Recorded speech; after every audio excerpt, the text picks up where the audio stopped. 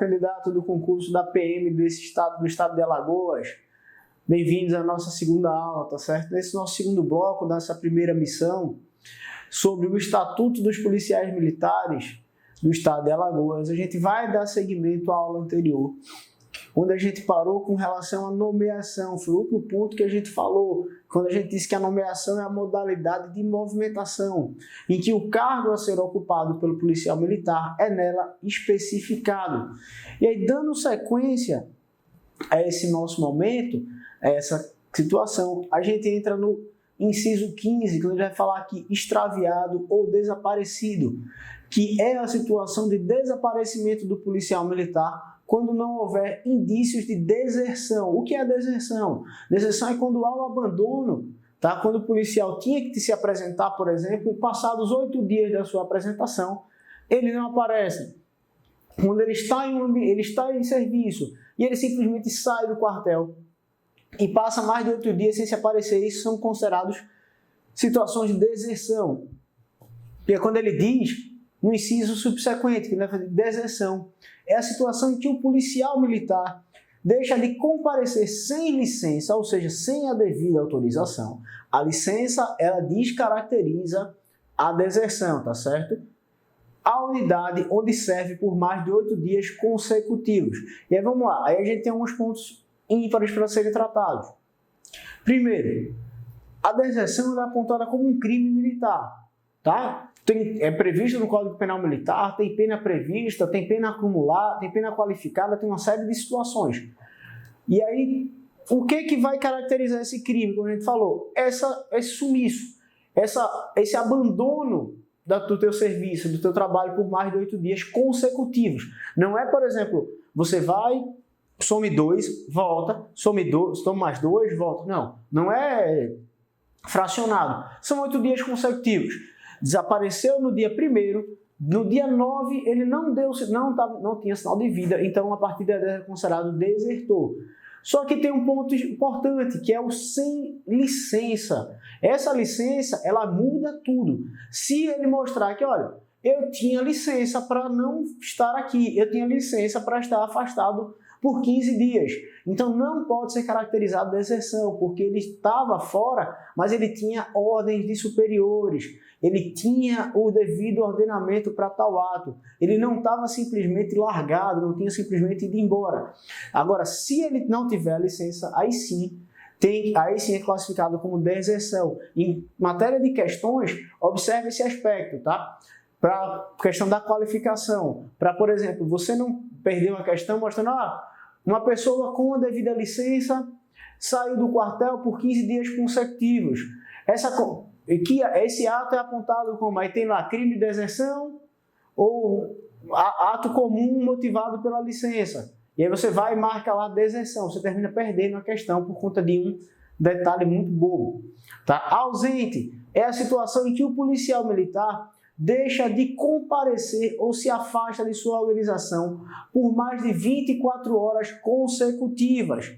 Organização da policial militar. E aí começa as famosas siglas dos policiais militares.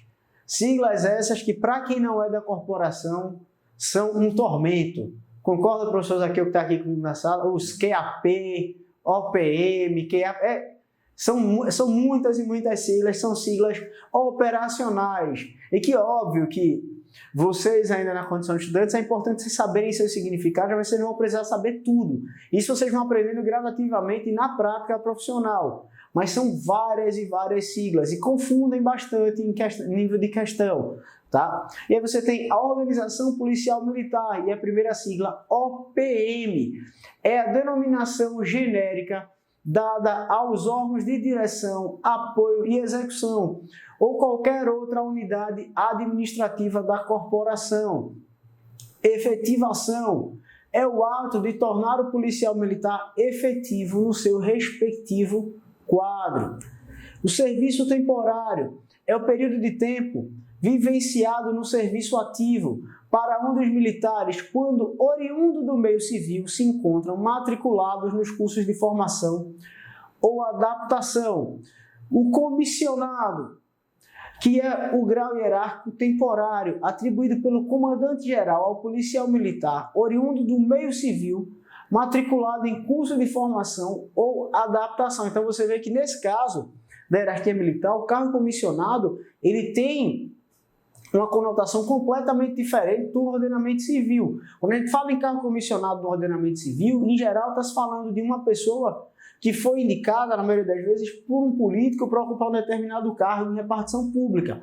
Nesse caso aqui, o comandante-geral da PM, ele pega um policial militar que ainda está no curso de formação ou de adaptação e coloca ele nesse cargo, que também é um cargo de confiança, mas é uma condição diferenciada. Interinidade, que é a situação em que se encontra o policial militar no exercício de cargo cujo provimento é de grau hierárquico superior ao seu, ou seja, ele está ali de maneira interina, temporária, tá? Ele não tem aquele grau hierárquico todo, mas ele está respondendo àquela função por enquanto, seja por ausência de outra pessoa que de fato tenha condição para tal, ou por qualquer outra situação.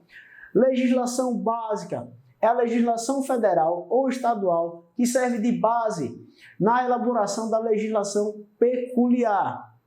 E a legislação peculiar, que é a legislação inerente às atividades ou administração da polícia militar, legislação própria da corporação, que é justamente esse código de leis que a gente está estudando. Isso aqui é uma legislação peculiar, tá? E a legislação específica é a legislação que trata de um único assunto, que não é o caso. Aqui, tá? Aqui você vai ver que dentro do estatuto ele vai tratar de toda a vida da corporação. São equivalentes as expressões serviço ativo, em atividade, na ativa, da ativa, em serviço ativo, em serviço na ativa, em serviço em atividade policial militar. E aí vamos para o artigo 7º, tudo isso é o artigo 6º, tá? Você vê como ele é grande e denso. O artigo 7º, e aí você tem agora um capítulo dentro do Estatuto dos Militares que vai tratar do ingresso na polícia militar, do ingresso nessa carreira militar. E como todo mundo sabe, o ingresso na carreira militar ele vai ser feito mediante concurso público, aprovação em concurso público. Por quê? É um cargo público, não é um cargo privado. Então, justamente por ser um cargo público, tem a exigência legal de que para os ocupantes das suas vagas, os ocupantes dos seus cargos tenham passado em serviço público, em concurso público. E aí você tem no artigo 7º, o ingresso na Polícia Militar do Estado de Alagoas é facultado a todos os brasileiros, sem distinção de raça, sexo, cor ou credo religioso, mediante matrícula ou nomeação, após aprovação em concurso público de prova ou provas e títulos, observadas as condições prescritas em regulamentos da corporação. O artigo 8º, que ele vai dizer que a matrícula nos cursos de formação e adaptação dos militares, serviço temporário, necessária para o ingresso nos quadros da Polícia Militar, obedecerá às normas elaboradas pelo comandante-geral da corporação, dando as condições relativas à nacionalidade, idade, altura, aptidão física e intelectual, sanidade física e mental, idoneidade moral, além da necessidade do candidato a não exercer nem ter exercido atividades prejudiciais ou perigosas à segurança nacional. E aí você vê um ponto interessante que esse artigo 8º traz, que você precisa observar. Todo concurso para militar, ele estabelece alguns parâmetros físicos a serem cumpridos. E, em geral, ele segue de uma linha bem simples. Altura e idade. Isso aí é batido, principalmente a questão da idade. Então, observa no edital qual a idade que ele prevê, porque qual é a base para isso? Se o artigo 7º, ele pega a linha do artigo 5º da Constituição e diz que não há distinção por raça, sexo, cor, etc. Mas qual é a lógica para se aplicar essa questão? Eles vão dizer que, olha, seria inviável você pegar uma pessoa com uma determinada idade e colocá-lo na rua para fazer trabalho de caráter muito físico, de um caráter de grau de exigência física muito alto. Então, por isso que eles estabelecem essa questão da idade, da altura, para tentar suprir essa necessidade do trabalho mais físico, do trabalho mais corporal, tá? O que não quer dizer que eu particularmente acho que há algumas falhas nesse aspecto. Você tem pessoas com a idade na casa dos 40, 45 que têm melhores condições físicas do que pessoas com 18, 19. Então, acho que isso deveria ser relativizado nesse sentido. Olhar o indivíduo e não simplesmente o ano de nascimento. Se a condição dele fosse compatível, ok. Isso é alvo, inclusive, de muita discussão com relação a concursos de militares.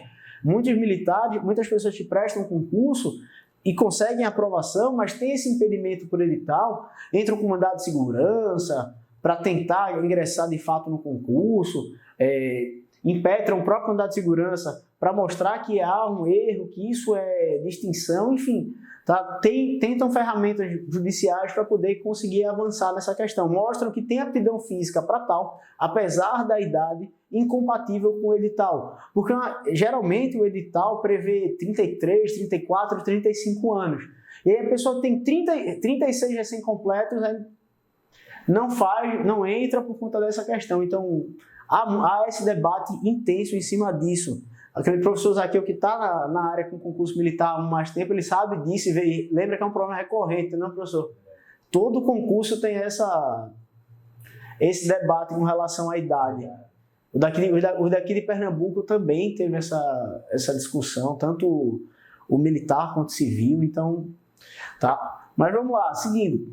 Com a incorporação no serviço temporário, o voluntário selecionado será comissionado pelo comandante-geral nos seguintes graus hierárquicos.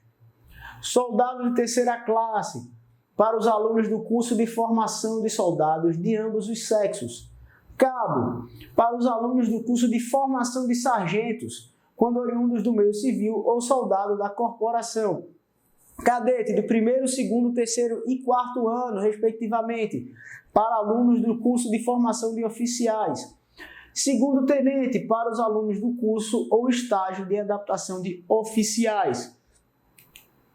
E após a conclusão, com o aproveitamento dos cursos referidos no parágrafo anterior, os militares neles matriculados terão suas situações de serviços regularizadas, com a efetivação da seguinte forma: os policiais militares inseridos no item 1 e 2 serão por ato, sempre você vê, questão do comandante-geral, tá certo? Lembra aquilo que a gente falou? Quando for para avançar dentro da questão dos praças, ato do comandante-geral. Quando for para o oficialato, ato do governador do estado. Lembra dessa diferença? Os policiais militares inseridos nos itens 1 e 2 serão, por ato do comandante-geral, efetivados e promovidos ao grau hierárquico que o curso o habilite. Os militares, após concluírem com aproveitamento o último ano do curso de formação de oficiais, serão, por ato do comandante-geral, declarados aspirantes a oficial. Então você vê que, concluiu o curso de formação de oficial, já sou oficial? Não. Você tem um estágio intermediário entre a saída de praça para a chegada ao oficialato, você tem a parte do aspirante, tá? Os militares inseridos no item 4, após a conclusão do curso ou estágio de adaptação de oficiais, serão confirmados no posto de segundo tenente, por ato do governador do estado, mediante proposta do comandante-geral. Então você vê de novo, falou de praça, comandante-geral, falou de avanço hierárquico para oficialato, governador do estado. E aí a gente entra agora no nosso capítulo que vai tratar da hierarquia e da disciplina. E aí vocês vão, de novo, são aspectos muito densos da vida dos militares. Precisa sim estar muito atento a isso, porque violações de hierarquia, violações disciplinares podem levar você à expulsão da corporação, tá? Não podem levar vocês a ter períodos de detenção, sim.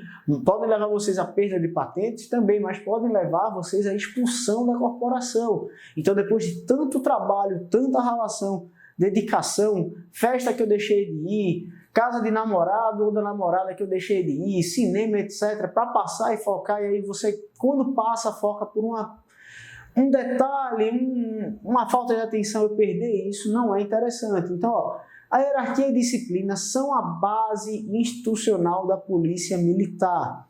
Então aí você vê um aspecto muito sério.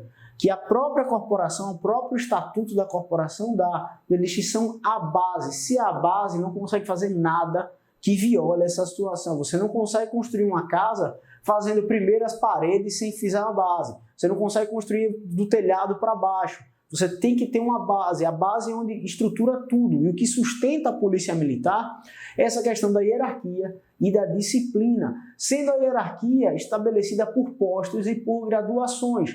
Ou seja, soldados, cabos, sargentos, tenentes, assim sucessivamente.